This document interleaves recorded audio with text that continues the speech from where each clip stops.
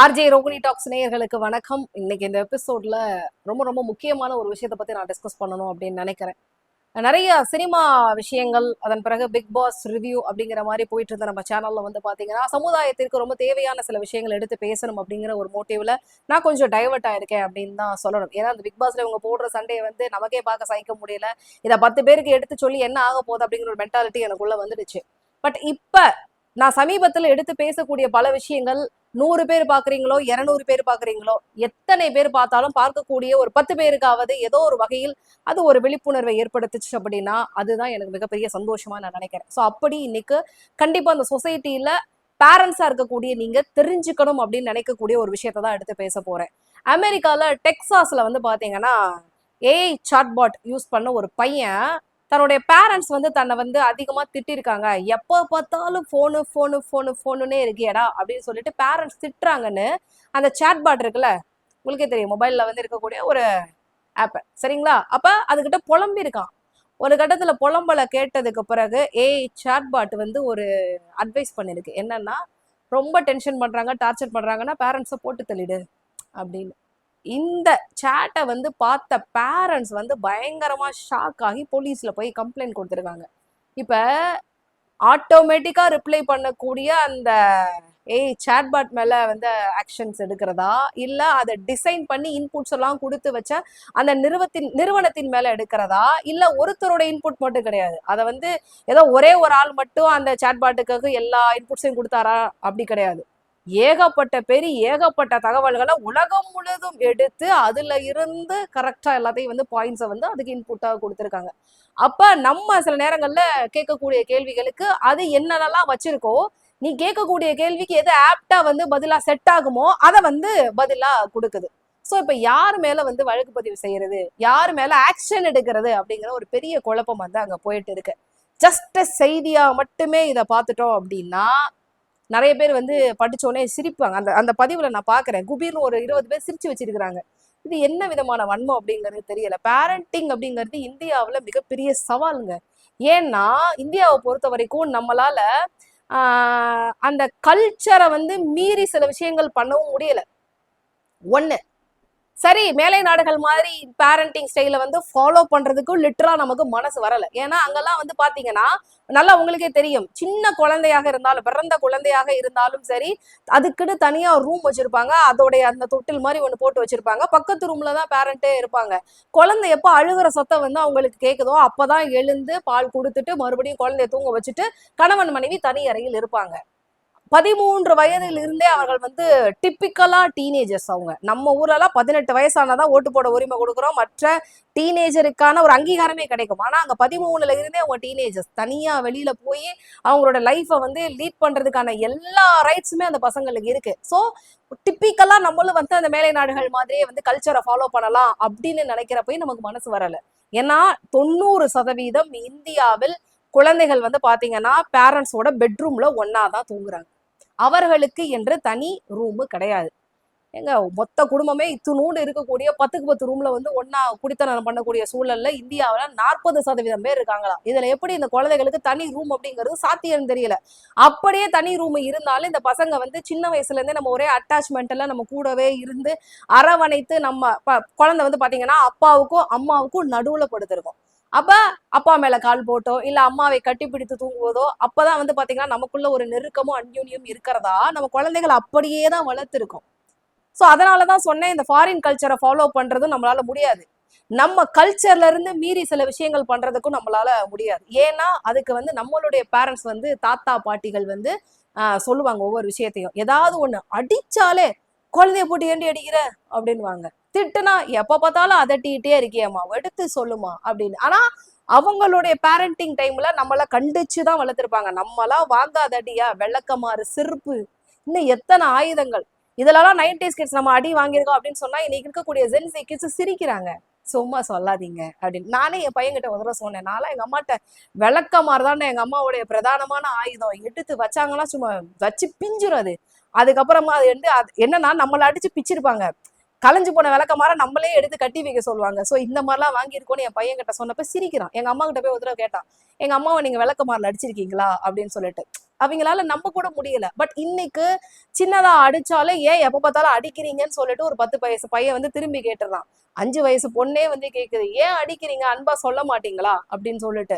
அதுவும் இல்லாம இந்த பேரண்ட்ஸ் வந்து வந்துடுறாங்க, யாரு நம்மளுடைய பேரண்ட்ஸ் வந்து கேட்க ஆரம்பிச்சிடுறாங்க, வேண்டாமா அதுகளுக்கு பாவம், நீங்க இருந்த மாதிரியான சூழல் கிடையாது, நீங்க எல்லாம் காலையில போவீங்க, விளையாடுவீங்க, ஜாலியா இருப்பீங்க, நீங்க கிரவுண்டே கதியா இருந்தீங்க, அதுக்கெல்லாம் வீட்டுக்குள்ளேயே அடைஞ்சு கிடக்குதுங்க, என்ன பண்ணுவாங்க. நியாயமான ஒரு கேள்விதான். ஏன்னா நமக்கு இருந்த பாதுகாப்பான ஒரு இயற்கை சூழல் இன்னைக்கு இருக்கக்கூடிய பசங்களுக்கு கிடையாது. ஏன்னா அவ்வளவு நெருக்கடியான ஒரு நகர வாழ்க்கையை நம்ம பெரும்பாலும் மக்கள் வந்து வாழ்ந்துகிட்டு இருக்கிறோம். அதனாலதான் வந்து பாத்தீங்கன்னா பேரண்டிங் அப்படிங்கறதே டிப்ரெஷனுக்கு கொண்டு போற ஒரு விஷயமா வருது. அப்பெல்லாம் குழந்தை பெற்றவங்களுக்கு வந்து பாத்தீங்கன்னா கூடவே அத்தனை பேர் இருப்பாங்க, சேவை செய்யறதுக்கு அம்மா இருப்பாங்க, மாமியார் இருப்பாங்க, அப்புறம் எடுத்து கொடுக்கறதுக்கு, சமைச்சு கொடுக்கறதுக்கு அத்தனை பேர் இருப்பாங்க. பட் இன்னைக்கு சி செக்ஷன் பண்ண ஒரு அம்மா வித்தின் மந்த் ஆர் 2 மந்த்துக்குள்ள வந்து பாத்தீங்கன்னா தன்னுடைய ரொட்டீன் வாழ்க்கைக்கு அவங்க திரும்ப வேண்டிய சிச்சுவேஷன் வருது.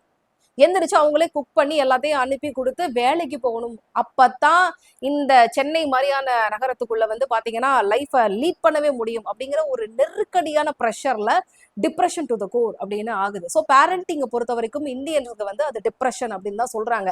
சின்ன குழந்தையாக இருக்கும் போது அது தூங்காம இருக்கிறது நமக்கு வந்து டிப்ரெஷனை கொடுக்குது. அதன் பிறகு ஒரு கட்டத்திற்கு பிறகு அடம் பிடித்து எல்லாத்தையுமே சாதிக்கும் போது அது வந்து ஒரு வகையான டிப்ரெஷனை கொடுக்குது. ஸ்கூலுக்கு போறதுக்கு அந்த ரொட்டீனை செட் பண்றதுக்குள்ள நம்ம பேரண்ட்ஸ் வந்து பாத்தீங்கன்னா ஒரு மாதிரி டிப்ரெஸ்ட் ஆயிடுறாங்க. ஸ்கூலுக்கு போனதுக்கு பிறகு அவங்களுடைய பேசிக் ஸ்டடீஸை படிக்க வைக்கிறதுக்கு நம்ம தான் மெயினான கான்ட்ரிபியூஷன் பண்ணணும், ஏன்னா நம்ம தான் சொல்லி கொடுக்கணும் அப்படிங்கிற ஒரு சூழல் இருக்கிறதுனால அதுவும் வந்து ஒரு வகையான டிப்ரெஷன்ஸை கொடுக்குது.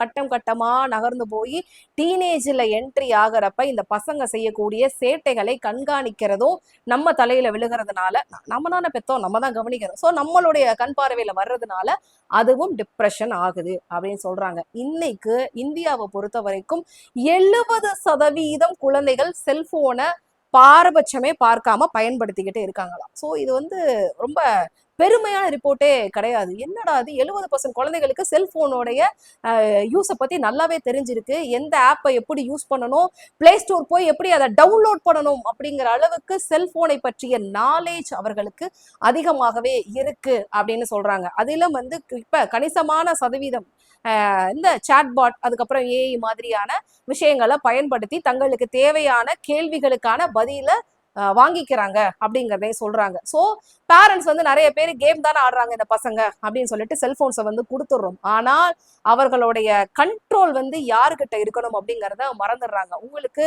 செல்போன் கொடுக்கறத உங்க குழந்தைகளுக்கு கொடுக்கறத தவிர்க்கவே முடியல அப்படின்னா கண்டிப்பா பிரச்சனை வந்து நீங்க தான் ஏதோ ஒரு விஷயத்துல உங்களை தொல்லை பண்ணக்கூடாது அப்படிங்கிறதுக்காக அவங்கள வந்து அதை கொடுத்து ஆஃப் பண்ணிட்டீங்க அப்படின்னு தான் அர்த்தம். ஸோ நீங்க ஃபர்ஸ்ட் ஆஃப் ஆல் உங்களை ஃப்ரீ பண்ணிக்கிறதுக்காகவோ நீங்க ஏதோ ஒரு விஷயத்த பண்றதுக்காகவோ ஃப்ரீயா இருக்கணுங்கிறதுக்காகவோ அவங்களுக்கு செல்போன் கொடுக்கறத முதல்ல தவிர்த்துருங்க. அதன் பிறகு அவர்களுக்கு இன்னைக்கு ஆன்லைன் கிளாஸ் இருக்கு, ஹோம்ஒர்க்ஸ் வந்து அனுப்புறாங்க, அதுல பிடிஎஃப் ஏதாவது வருது, அதை பார்த்து எழுதக்கூடிய சூழலுக்கு பசங்க இருக்கிறாங்க. அப்ப பேரண்டிங் கண்ட்ரோல் அப்படிங்கிறது உங்களுடைய போன்ல போட்டுக்கிறதும் ரொம்ப ரொம்ப முக்கியமானது. அவங்க ஒவ்வொன்றையும் டவுன்லோட் பண்றதுக்கு கூட உங்க சைட்ல வந்து பெர்மிஷன் ஆக்சஸ் வந்து கொடுக்குற மாதிரி போன்ஸ்ல வந்து எல்லா செட்டிங்ஸையும் பண்ணதுக்கு பிறகு அவங்களுடைய கையில வந்து போனை கொடுக்கறதுங்கிறது ரொம்ப ரொம்ப நல்லது அப்படின்னு நான் நினைக்கிறேன். அந்த படிப்புக்காக பயன்படுத்தக்கூடிய நேரத்தை தவிர செல்போனை அவர்கள் கையில் கொடுக்க வேண்டாம் அப்படிங்கிறதையும் எங்களோட சைட்ல இருந்து நான் வந்து ரெக்வஸ்டாவே உங்ககிட்ட கேட்டுக்கிறேன். அதன் பிறகு இந்த மாதிரியான அட்வான்ஸ்டு டெக்னாலஜி பத்தின விஷயங்கள்லாம் வந்து தனியா பயன்படுத்துறதுக்கு நீங்கள் வந்து இடம் கொடுப்பதை கொஞ்சம் தவிர்க்கணும் அப்படின்னு நினைக்கிறேன். ஏன்னா ஒரு 14 வயசுக்கு பிறகுலாம் நீங்க கண்ட்ரோல் பண்ணி பக்கத்திலே உட்காந்து என்ன பாக்குற காட்டு அப்படின்லாம் சொல்ல முடியாது. ஏன்னா ஒரு கட்டத்துல சொல்லிடுவாங்க, என்னம்மா நீங்க எப்ப பார்த்தாலும் அப்படிங்கிற மாதிரி அந்த பசங்க டீனேஜ் பசங்க சொல்லதான் ஆரம்பிப்பாங்க. ஸோ ஒரு 15-16க்குலாம் நம்ம கண்ட்ரோல்லே பசங்க இருக்கவே மாட்டாங்க. ஆனால் ஆரம்பத்தில இருந்தே சில விஷயங்களை வந்து நீங்க சொல்லி சொல்லி வளர்க்கும் போது உங்களுடைய விஷயத்துல எல்லாத்துலயுமே கவனம் செலுத்துறப்ப அவங்களும் கண்ட்ரோல்டா இருக்கிறதுக்கு நிறைய பாசிபிலிட்டிஸ் இருக்கு. சப்போஸ் அவங்க தனியாவே யூஸ் பண்ணா கூட என்னதான் பண்றாங்க அவங்க அப்படிங்கிறதெல்லாம் நீங்க தெரிஞ்சுக்கிற மாதிரியான ஒரு செட்டிங்ஸ்ல தான் அவங்களை யூஸ் பண்ணவே அலோ பண்ணணும். அவங்க பார்த்துட்டு டெலீட் பண்ணிட்டு வைக்கிற மாதிரியான விஷயங்கள்லாம் பண்ண ஆரம்பிச்சாங்க அப்படின்னா நீங்க தயவு செய்து நோட் பண்ணணும். ஆஹா ஏன் டெலீட் பண்ணியிருக்கான், என்ன தப்பு சர்ச் பண்ணியிருக்கான், எதை பார்த்துருக்கான் அப்படிங்கிற எல்லாத்தையுமே வந்து ஒரு பேரண்டா நோட் பண்ண வேண்டியது உங்களுடைய கடமை. ஏன்னா காலம் இருக்கிற டைம்ல எல்லாத்தையும் மிஸ் பண்ணிட்டு அதன் பிறகு ஐயையோ போச்சே அப்படின்னு சொல்லிட்டு புலம்புறதுல வந்து எந்த விதமான பிரயோஜனமும் கிடையாது. குறிப்பா இந்த மாதிரி அட்வான்ஸ்டு டெக்னாலஜி உள்ள ஆப்புகளை பயன்படுத்தும் போது பேரண்ட்ஸ் வந்து உங்களுடைய கவனம் அதிகமாவே இருக்கணும். எதுக்காக சர்ச் பண்றாங்க, என்ன கேள்வி கேட்டிருக்காங்க, என்ன அப்படிங்கிறத கொஞ்சம் அவங்களுக்கு நீங்க கண்காணிச்சுக்கிட்டே இருங்க. ரொம்ப ரொம்ப முக்கியமான ஒரு விஷயங்க. நான் வந்து அஸ் அ பேரண்டா பண்றது என்னன்னா, நமக்கெல்லாம் எப்படி வந்து இந்த டிப்ரெஷன் ப்ரெஷர் அப்படிங்கிறது இருக்குதோ, நம்மளுடைய வேலை காரணமாக, நம்மளுடைய சூழல் காரணமாக இருக்குதோ, பசங்களுக்கு கம்பல்சரி ப்ரெஷர் டிப்ரெஷன் இருக்குமா. ஏன்னா முக்கியமான காரணம், அவங்க குழந்தைகளா இருக்கிறதுக்கான வாய்ப்பு இன்னைக்கு இருக்கக்கூடிய சிட்டியில சாத்தியம் இல்லை. அதை மிஸ் பண்றதுனால அவங்களுக்கு டிப்ரெஷன் இருக்குது அப்படின்னு சொல்றாங்க. அவங்களுக்கு போய் ஃப்ரீயா விளையாடுறதுக்கோ, அதிகப்படியான ஹோம்ஒர்க்ஸ், பாடம், சிலபஸ். ஏன்னா இன்னைக்கு யூகேஜி படிக்கிற குழந்தைகளை கூட வந்து பாத்தீங்கன்னா நம்ம சிபிஎஸ்சியில போட்டுருவோம், இன்னும் அட்வான்ஸ்டா ஐசிஎஸ்சியில போட்டுருவோம். பாவம், நான்லாம் வந்து 8th 9th படிச்ச விஷயங்கள ஒரு யூகேஜி குழந்தையோ ஃபர்ஸ்ட் ஸ்டாண்டர்ட் குழந்தையோ படிக்கிறத பாக்குறப்ப என்னடா இது கடவுளே அப்படிங்கிற மாதிரி நமக்கே சில நேரங்கள்ல நம்மளை பாக்குறப்ப ரொம்ப காமெடியாவும் கேவலமாவும் இருக்கு. ஸோ அந்த சிலபஸோடைய ப்ரெஷர், இந்த மாதிரியான எல்லா விஷயங்களும் சேர்ந்து அவங்களுக்கு ப்ரெஷர் ஆயிருக்கும். ஸோ அவங்களுடைய ப்ரெஷர்ஸை வந்து ரிலீஸ் பண்றதுக்கு என்னெல்லாம் பண்ணணுமோ அதை நீங்க கண்டிப்பா வந்து அஸ் அ பேரண்டா பண்ணியே ஆகணும். மாசத்துக்கு ஒரு தடவையாவது இந்த குழந்தைகளை ரிலாக்ஸ் பண்றதுக்காக வெளியில கூட்டிட்டு போறது, அவங்களையே கேட்டு அவங்களுக்கு பிடிச்ச இடத்துக்கு கூட்டிட்டு போறது, அந்த மாதிரியான பிளான்ஸ் எல்லாம் வந்து நீங்க எக்ஸிபிட் பண்ணி தான் ஆகணும். அதே மாதிரி இந்த வருடத்திற்கு ஒரு முறையாவது வந்து ஃபேமிலியா வந்து டைம் ஸ்பெண்ட் பண்ணி ஒரு டூர் போறது. நம்மளாம் சின்ன வயசுல நிறைய போயிருக்கிறோம். சோத்து மூட்டையை தூக்கி புளி சோறு லெமன் சோறுலாம் கட்டிட்டு கட்டப்பையை தூக்கிக்கிட்டு நம்மளாம் நிறைய போயிருக்கோம். அப்பெல்லாம் வந்து வெறும் பஸ் இருக்கக்கூடிய ஆக்சஸ்ல நம்மளால நிறைய விஷயங்கள் பண்ண முடிஞ்சது. பட் இன்னைக்கு அதையும் தாண்டி நமக்கு ஃபெசிலிட்டிஸ் நிறைய இருக்கு. ஆனா நேரங்கிறது ரொம்ப ரொம்ப குறைவா இருக்கு. அதனால யோசிச்சுட்டே இந்த மாதிரியான பல விஷயங்களை பண்ணவே மாட்டோம். ஸோ தயவு செய்து இயர்லி ஒன்ஸ் ஆகுது பிளான் பண்ணுங்க. பசங்களை வந்து அவங்களுக்கு பிடிச்ச இடத்துக்கு கூட்டிட்டு போய் அவங்களுடைய மைண்டை வந்து ரிலாக்ஸ் பண்றதுக்கு, அவங்கள மென்டலா வந்து ப்ரிப்பேர் பண்றதுக்கு என்ன மாதிரியான விஷயங்கள்லாம் பண்ணணும் அப்படிங்கிறத எக்ஸிக்யூட் பண்ணுங்க. ஸோ இந்த ப்ரெஷர் வந்து நமக்கு மட்டும்தான் இருக்கும் அப்படிங்கறத நினைக்காம அந்த குழந்தைகளுக்கும் ப்ரெஷர் இருக்கு அப்படிங்கிறத நீங்க நினைச்சா மட்டும்தான் இந்த மாதிரியான விஷயங்களை சரி பண்ண முடியும்.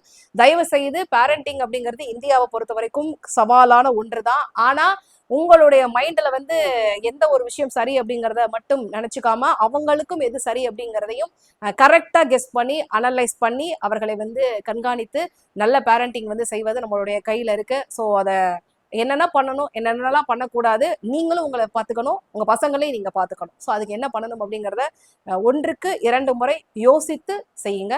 மீண்டும் உங்களை ஆர்ஜே ரோஹினி டாக்ஸில் சந்திக்கிறேன். மறக்காம சேனல் லைக் பண்ணுங்க, ஷேர் பண்ணுங்க, சப்ஸ்கிரைப் பண்ணுங்க. முக்கியமான ஒரு விஷயம், அதாவது என்கிட்ட 2 3 பேர் வந்து கேட்டிருந்தாங்க. என்னன்னா, நீங்க ஸ்டார்டிங்ல வந்து இந்த டெம்பிள் விளாக்ஸ் எல்லாம் பண்ணீங்க, சிறுவாபுரி, பெரியபாளையம், அப்புறம் பட்டினத்தார் கோயில்லாம் போனீங்க, ஏன் அதை அப்படியே விட்டுட்டீங்க அப்படின்னு கேட்டாங்க. பட் நான் இந்த மாதிரியான கண்டென்ட்ஸ் கொடுக்கறதுல கொஞ்சம் பிஸி ஆயிட்டதுனால யூஸ்வலா எல்லாரும் பண்றதே எதுக்கு பண்ணணும் அப்படின்ற ஒரு சின்ன தாட் இருந்தது. பட் நிறைய பேர் என்கிட்ட கேட்டதுனால இப்ப அடுத்த வாரங்கள்ல வந்து பாத்தீங்கன்னா நான் அறுபடை வீடுகள் வந்து போறதுக்கு வந்து ஒரு பெரிய பிளானிங்ல இருக்கேன். அதுலயே வந்து திண்டுக்கல்ல இருந்து பழனிக்கு பாத யாத்திரையா நடந்து போறதுக்கான ஒரு பிளானிங்ல இருக்கேன். நான் அது யூஸ்வலா நான் பண்றது. ஸோ அந்த டீடைல்ஸ் எல்லாத்தையும் நான் உங்களுக்கு அடுத்தடுத்த வீடியோக்களை நான் கொடுக்குறேன். ஸோ கூடிய சீக்கிரம் வந்து ஒரு பெரிய ஆன்மீக டிராவல் என் கூட சேர்ந்து பண்றதுக்கு நீங்க எல்லாருமே ரெடியா இருங்க. See you. Bye bye.